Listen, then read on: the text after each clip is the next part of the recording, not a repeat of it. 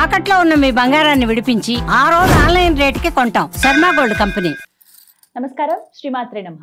ప్రస్తుతం మనతో పాటు ఉన్నారు శ్రీ విద్యాపీఠం వ్యవస్థాపకులు, గత 47 సంవత్సరాలుగా శ్రీ విద్యా ఉపాసనతో ఎంతో మందికి మంత్రోపదేశం చేసినటువంటి గురువులు శ్రీ గురు కరుణామయ్య గురువు గారు మనతో పాటు ఉన్నారండి. వారితో మాట్లాడి ఈ నవరాత్రులకు సంబంధించి మనకి ఎన్నో సందేహాలు ఉంటాయి, అవన్నీ కూడా గురువు గారి మాటల్లో విని నివృత్తి చేసుకుందాం.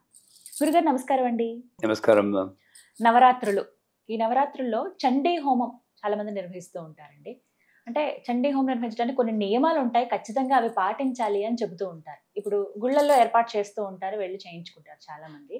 ఆ నియమాలు ఖచ్చితంగా పాటించవలసినవి ఏమిటో ముందుగా తెలుసుకోవాలనుకుంటున్నాం. ఇందులో కూడా చాలా సందేహాలు ఉన్నాయి, అవన్నీ ఒక్కొక్కటిగా మేము ముందు ఉంచుతాం. అసలు చండీ హోమ నియమాలు అడుగుతున్నారా, అసలు హోమానికి కావాల్సిన నియమాలు అడుగుతున్నారా అనేది ముందుగా చండీ హోమం, అలాగే పూర్తిగా హోమం గురించి కూడా. చండీ హోమం అంటే సాధారణంగా చండీ హోమానికి లోకల్లో చేసేటువంటి వాడుక పద్ధతి చెప్తాను. ఒక పారాయణ ఉండాలి. అంటే సప్తశతి అని 700 శ్లోకాలు ఉన్నాయి. ఆ 700 శ్లోకాలని ముందు దేవీ కవచం, అర్గళా స్తోత్రం, కీలక స్తోత్రం, వేదోక్త కానీ తంత్రోక్త కానీ రాత్రి సూక్తం, ఇది కంపల్సరీగా చదవాలి. ప్రతి ఒక్కడు చదువుతాం. కొంతమంది వైదిక పద్ధతిలో ఇంకా ఎక్స్ట్రా కూడా చేస్తారు. మేము చేసేది ఇది చేశాక డైరెక్ట్గా 13 చాప్టర్లు వెళ్ళిపోతాం. 13 చాప్టర్లు అయిపోయాక వీలుంటే ముందు కూడా ఒక 108 సార్లు నవారణ మంత్రం చెప్పుకుంటాం. 13 చాప్టర్లు అయిపోయాక వేదోక్త దేవీ సూక్తం అని ఒకటి ఉంది, అది చెప్పుకుంటాం. ఇక కింద మీద పడి చదవాల్సిందే, మనం మెల్లిగా కూడబడుకుని ముందే చెప్పేసుకుంటాం, మా తప్పులు వస్తే క్షమించమ్మా అని చెప్పి. తర్వాత సిద్ధకుంజికా స్తోత్రం అని ఒకటి ఉంది, అది చేస్తాం. ఇది అయిపోయాక మళ్ళీ ఇంకోసారి 108 సార్లు నవారణ మంత్రం చెప్పుకుని అపరాధ స్తోత్రం చెప్తే ఇది పారాయణ కంప్లీట్ అవుతుంది. సో పొద్దున్నే పారాయణ చేసుకోవాలి. ఆ తర్వాత సాయంకాలం పూట ఎప్పుడు చండీ హోమం ఇప్పుడు సాయంకాలం చేస్తే మంచిదంటారు దుర్గాదేవి యొక్క. దాంట్లో మళ్ళీ ఇలాగే ఇదే పద్ధతిలో చేస్తాం. కాకపోతే 13 అధ్యాయాలు వచ్చినప్పుడు స్వాహాకారంతో ఆహుతులు వేస్తాం. అక్కడ వెయ్యాల్సింది ఏంటంటే, చండీ హోమంలో ఒక్కొక్క పద్ధతిలో ఒక్కొక్క రకంగా ఆహుతులు చెప్తారు. మనం ఏం చేసుకుంటాం, అది తప్పు ఇది తప్పు, మాదే కరెక్టు మీదే కరెక్ట్ అని కొడుకు తెచ్చిపోతూ ఉంటాం. అంత అవసరం లేదు. ఆవిడికి ఏది కావాలో ఒక్కొక్క వ్యవస్థ ద్వారా అది పొందుతుంది అనుకుంటే గొడవే లేదు. మా వ్యవస్థ ద్వారా కొంత పొందుకుంటుంది, ఇంకో వ్యవస్థ ద్వారా ఇంకో రకంగా పొందుతూ ఉంటుంది. అది అక్కర్లేదు అనడానికి వాళ్ళకి హక్కు లేదు, ఇది తప్పు అనడానికి మాకు హక్కు లేదు. అలా చూసుకుంటే చండీ హోమంలో ప్రతి అధ్యాయానికి పూర్ణాహుతి కింద, లఘు పూర్ణాహుతి కింద వేస్తాం. దాంట్లో ఒక్కొక్క అధ్యాయాన్ని బట్టి ఒక్కొక్క రంగు నిర్ణయించి దానికి ఒక రంగు బ్లౌజ్ పీసు ఏదో వేస్తాం. ఒక కొబ్బరికాయ పూర్ణం కింద ఎండు కొబ్బరి వేస్తాం. వేసాక అధ్యాయాన్ని బట్టి మీరు నమ్మరు, కర్రగంటలు, దక్షిణావత శంఖం తేనెతో నింపి, తర్వాత 5 రేకులు ఉన్నటువంటి పుష్పం, జపమాలలు, భిక్షపాత్ర, పానపాత్ర, చెండముండలకు సంకేతంగా ఒక గుమ్మడికాయ, ఒక ఆనపకాయ, కూరలు, స్ప్రౌట్స్ మొలకెత్తిన విత్తనాలు, తామర పూలు, అన్ని రకాల పళ్ళు, అన్నీ ఒక్కొక్కటి ఒక్కొక్క అధ్యాయంలో ఒక్కొక్కటి చొప్పున వేస్తూ ప్రతిసారి సాంగాం సాయుధాం సవాహనాం శక్తి అని అది చెప్పుకుంటూ, మొదటి అధ్యాయంలో ప్రథమ చరిత్రం అంటారు, అక్కడ లక్ష్మీదేవి దానికి అధిష్టాన దేవత. రెండో చరిత్రం మధ్యమ చరిత్రం అంటారు, దాంట్లో కాళీదేవి. మూడోది ఉత్తర చరిత్రం అంటారు, అక్కడ సరస్వతి. సో దానికి తగినట్టు పూర్ణాహుతి. మొదటి చరిత్రలో కాళి, రెండవ చరిత్రలో లక్ష్మి, మూడవ చరిత్రలో సరస్వతి. వాళ్ళకి ఆహుతులు వేసేస్తాం. ఇకపోతే పూర్ణాహుతి అన్నప్పుడు రకరకాల, అంటే భోగం చేయాలి. ఆవిడ ఒక మహాశక్తి. మీరు పెద్ద డిగ్నిటీని ఇన్వైట్ చేశారనుకోండి, ఆయనకి ఏం చేసినా మనకు తృప్తి ఉండదు. ఇంకా ఇది చేయాలమో అది చేయాలమో. మామూలు డిగ్నిటరీకి అలా ఉంటే ఇచ్ఛాశక్తి, జ్ఞానశక్తి, క్రియాశక్తి సమిష్టి స్వరూపిణి దుర్గా లలిత పరాభట్టారే కాంబ అని పిలిచినప్పుడు నేను ఎంత చేయాలి? ఎంత చేసినా తృప్తి ఉండకూడదు మనకి. ఇక్కడ కూడా దాంట్లో వేసే చీరలు బాగా ఆహుతి అయ్యేటటువంటి పదార్థంతో తయారు చేసింది కాటన్ శారీస్ వేస్తాం, లేదా పట్టు, ప్యూర్ పట్టు. అంతేగాని ఈ దాని మధ్యలో పాలిస్టరు అని అదేమవుతుందంటే కరిగిపోయాక పేస్ట్లు అయిపోతుంది. చాలాసార్లు మనం మాట్లాడుకున్నాం, పూజ అనేటప్పుడు మనకు కొంచెం లోకు వచ్చి హోమంలోకే కదా అని చెప్పి చాలా చీప్ వస్త్రాలు వేస్తూ ఉంటారు. చేయకపోయినా పర్లేదు, కానీ అమ్మని పిలిచి అంత తక్కువ చేసి నా శక్తి నేను ఒక 100 రూపాయల వస్త్రం కట్టుకుంటే ఆవిడికి 100 రూపాయల వస్త్రం వేయి.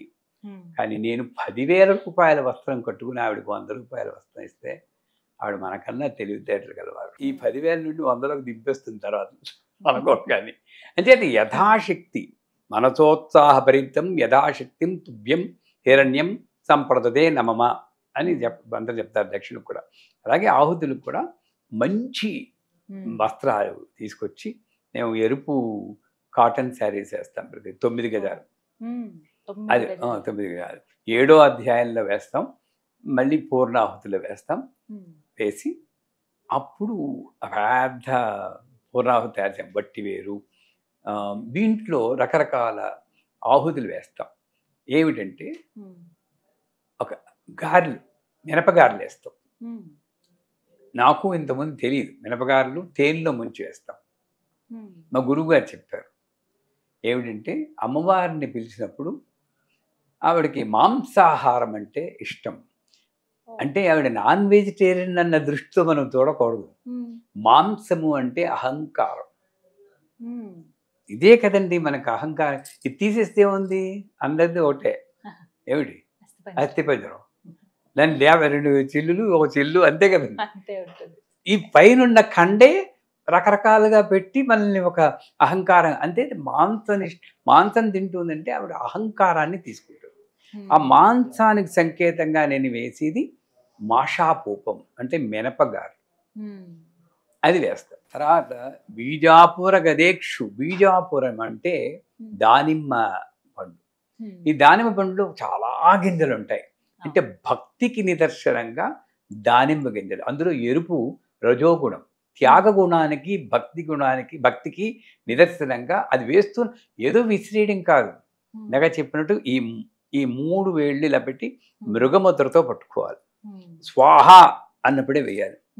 మీరు రండి కాంచీపురం, మిమ్మల్ని ఇన్వైట్ చేశాం కదా సహస్ర చండీ హోమానికి. వద్దురు కానీ ఒక్క హోమం, ఒక్క ఆహుతి కూడా స్వాహ తప్పదండి.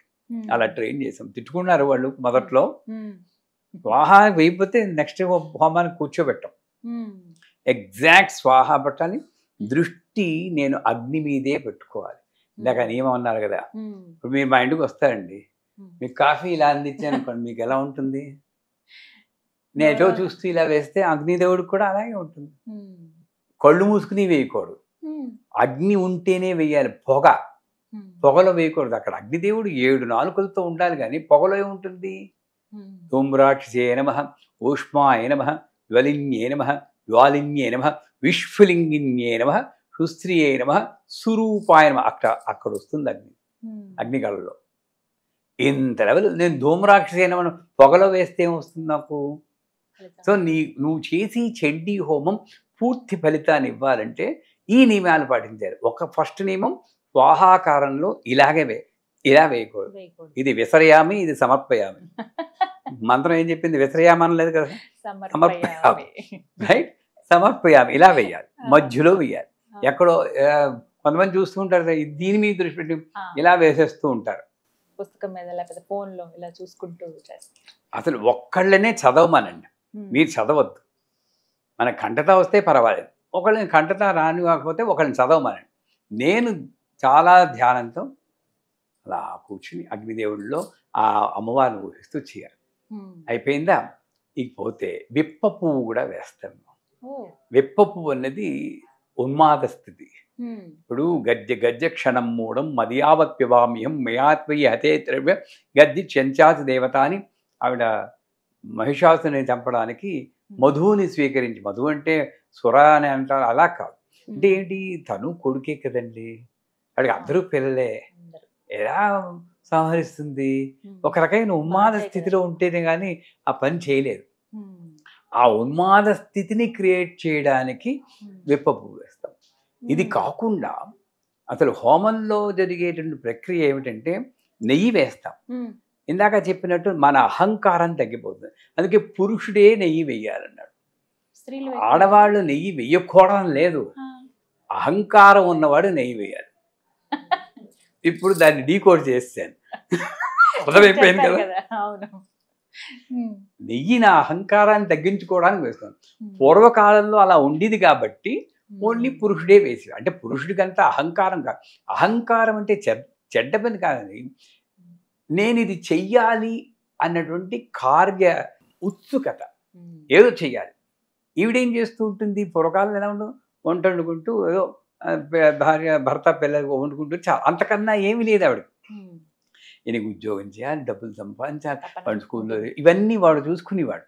ఆ యొక్క ఫీలింగ్నే అహంకారం అని. అఫ్కోర్స్ అది పెద్దది నేనే అన్నాడే, అది ఇంకా అహంకారం ఒకటి మినిమం. అది ఉన్నవాడు మగవాడు కాబట్టి అతన్ని ఆవుతివాడు. ఆడవాళ్ళని హవిస్సు ఏమన్నారు. హవిస్సు ప్రేమకి సంకేతం. ఆ ప్రేమ భార్యలో ఉండాలి, ఇంకా పెంచుకోవాలి. ఎటువంటి ప్రేమ? నిబంధన కామేశ్వర ప్రేమరత్న మణి ప్రతి ఫణస్థని. ఆయన ఒక్క ప్రేమరత్నాన్ని పొందడానికి స్తనములనేటువంటి 2 రత్నాల్ని ఇచ్చినటువంటి మహాసాధ్వి పతివ్రత. అంటే ఏంటి, ఎక్కువ ఇస్తుంది ప్రేమ.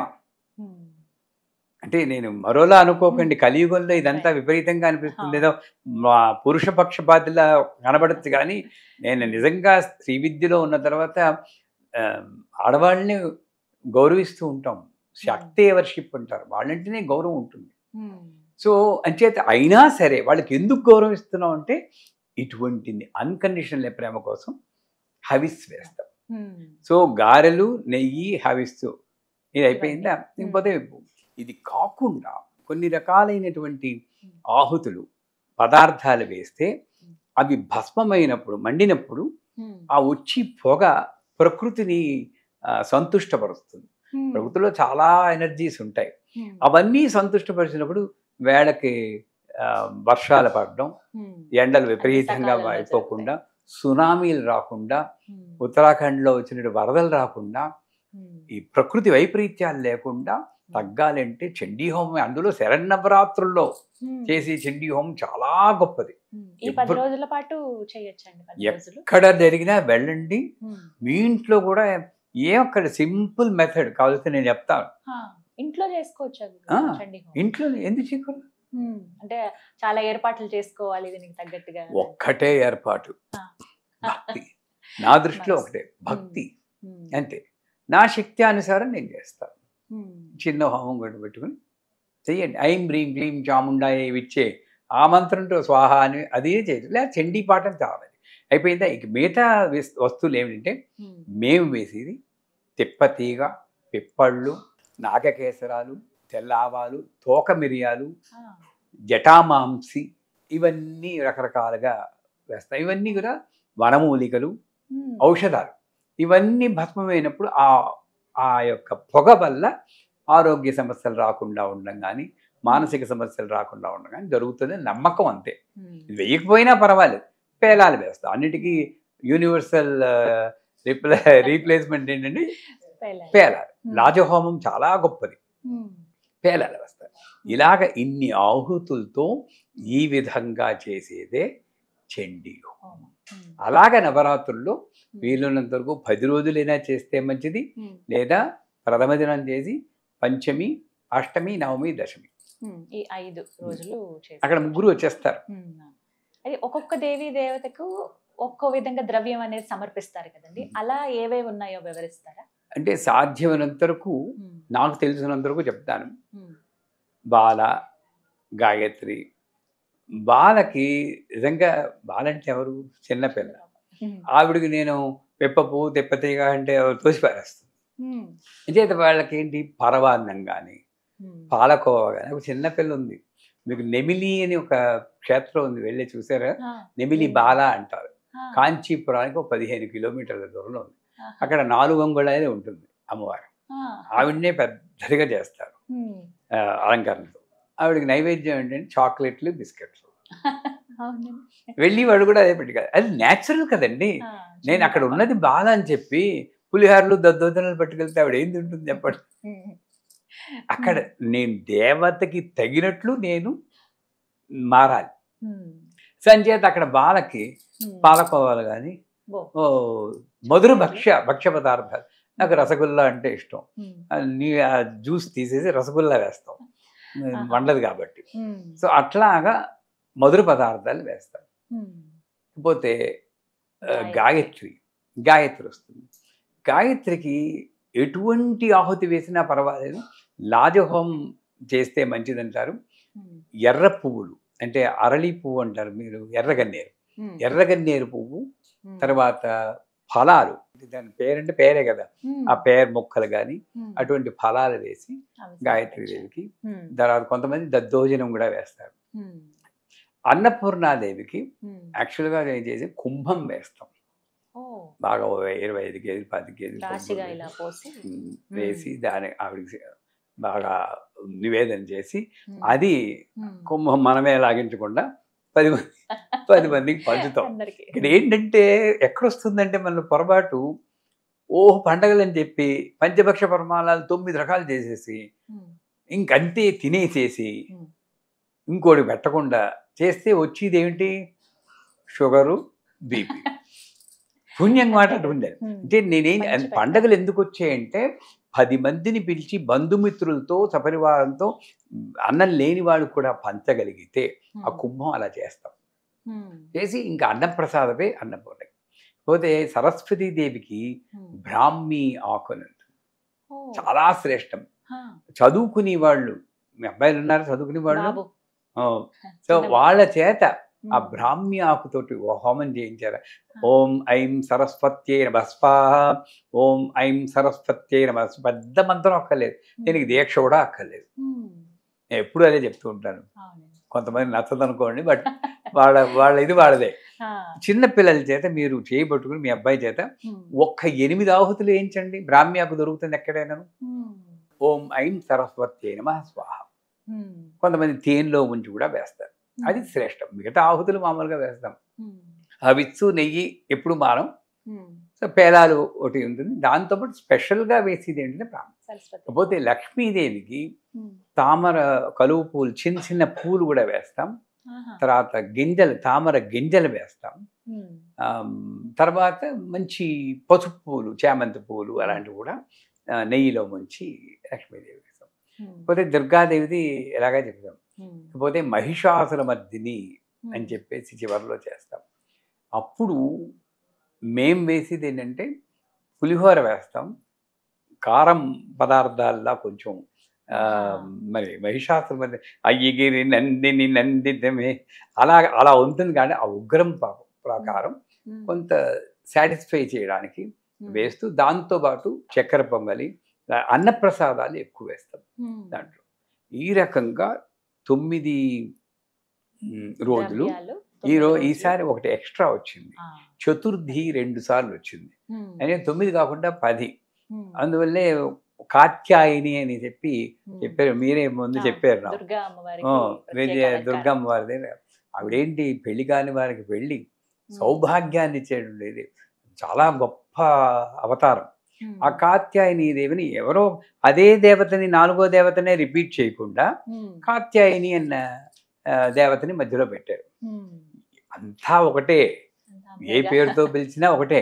కాకపోతే కొంత స్పెషల్ పర్పస్ కోసం ఆ కాత్యాయని దేవతతోటి చేశారు. అలాగా ఈ సంవత్సరం వచ్చే 10 రోజులు ఒకటి మాత్రం మర్చిపోకూడదు. 10 రోజులు అన్నదానం ఎంతో కొంత మన శక్త్యానుసారం చెయ్యవలసిన అవసరం ఉంది.